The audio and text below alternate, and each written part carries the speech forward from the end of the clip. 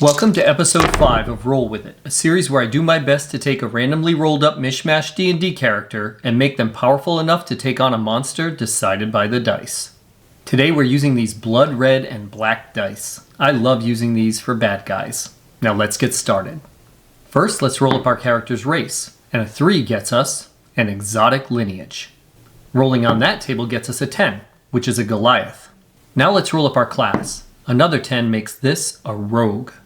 Rolling on the rogue archetype table gets us a 7, which is a scout. Lastly, let's find out what level we are, and we get a 4. This is going to be a 4th level Goliath scout rogue.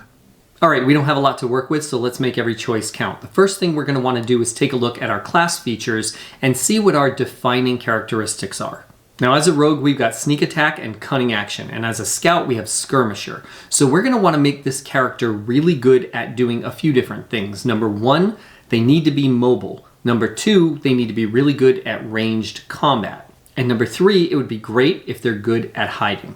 All right, with that in mind, let's start with our ability scores. We're going to put all of our points into dexterity, constitution, and wisdom. And then we're going to put our racial ability points in the same ability scores to bring them each up to 16. Next up, let's look at how we equip this character. The best armor we can get is studded leather. That's going to bring our AC to 15. And the best ranged weapon we can get is a light crossbow. We're going to try to stay in ranged combat all the time, but for backup weapons, we'll take a couple of short swords. We're automatically going to get expertise in nature and survival from our scout subclass. But for the other two, I'm going to choose stealth and perception. Now, when it comes to our hit points, we've got 35 hit points because we have a good constitution, and that's not bad, but we've also got 2 uses of stone's endurance per day, which allows us to tank a couple of hits that we take, effectively raising our hit points up even more. Okay, lastly, we've got to figure out what to do with our ASI. We could just raise dexterity by 2, but I think we're going to take a feat.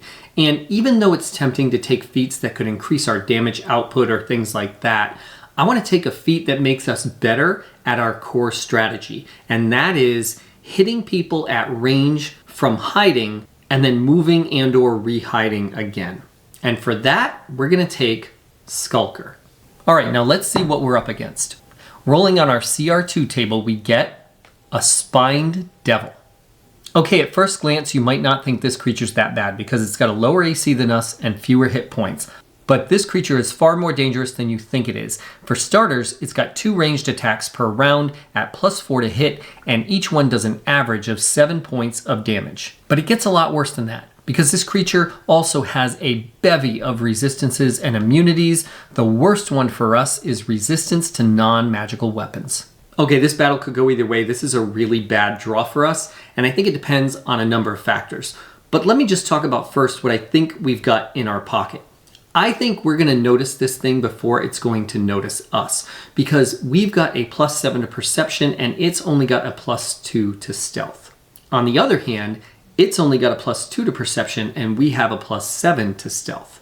So I think we're going to be able to notice it coming and then hide. Meaning our first attack is going to be with advantage and we're going to get a sneak attack bonus to that. That's going to do a whopping 14 points on that attack, but with its resistance, it's only going to take 7, knocking its hit points down to 15.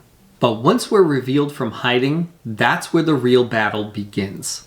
And I think it's going to come down to whether or not we have some kind of obscurement around, like maybe light brush. If we have obscurement around, then we can play this game of peekaboo with the Spined Devil, and we can just alternate between taking shots at it from hiding, getting advantage, and then getting our sneak attack bonus, and then re-hiding. And when we do that, I think it's going to have a lot of trouble finding us. If that's the case, then we're going to be able to whittle this thing down even with its resistances. But what if we're out in the open? If that's the case, I think this thing's just going to engage us from afar. It's going to use its tail spines to fire at us twice per round. It's going to hit about 50% of the time, with each attack doing about 7 points of damage. That's 7 points per round. That means we can last about 5 rounds against this thing. On the other hand, if we can't use our sneak attack against it, then with its resistance, we're only going to do an average of 3 points of damage per round. We're going to hit about 2/3 of the time, meaning we're going to do an average of 2 points per round to this creature.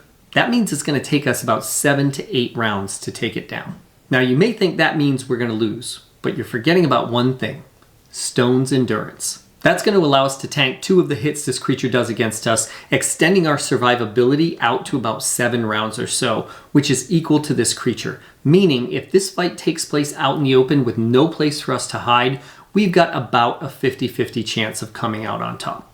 Now drop in the comments and let me know what you think, and I'll see you in the next video.